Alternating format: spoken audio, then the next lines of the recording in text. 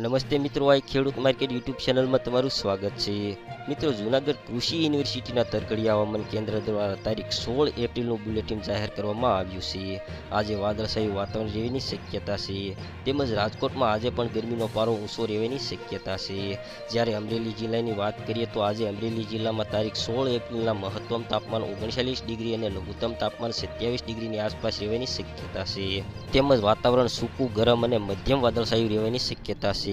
તો બીજી બાજુ રાજકોટ જિલ્લામાં તારીખ 16 એપ્રિલના મહત્તમ તાપમાન 40 ડિગ્રી અને લઘુત્તમ તાપમાન 27 ડિગ્રીની આસપાસ રહેવાની શક્યતા છે.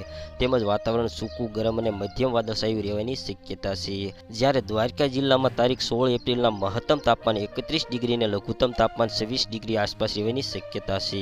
તેમજ વાતાવરણ સૂકું, ગરમ અને મધ્યમ વાદળછાયું રહેવાની શક્યતા છે. જ્યારે જામનગર જિલ્લાની વાત કરીએ તો જામનગર જિલ્લામાં તારીખ 16 એપ્રિલના મહત્તમ તાપમાન 34 ડિગ્રી અને લઘુત્તમ તાપમાન 27 ડિગ્રીની આસપાસ રહેવાની શક્યતા છે. તેમજ વાતાવરણ સૂકું, ગરમ અને મધ્યમ વાદળછાયું રહેવાની શક્યતા છે. તો બીજી તરફ સુરેન્દ્રનગર જિલ્લામાં તારીખ 16 એપ્રિલના મહત્તમ તાપમાન 40 ડિગ્રી અને લઘુત્તમ તાપમાન 27 ડિગ્રીની આસપાસ રહેવાની શક્યતા છે. તેમજ વાતાવરણ સૂકું, ગરમ અને મધ્યમ વાદળછાયું રહેવાની શક્યતા છે.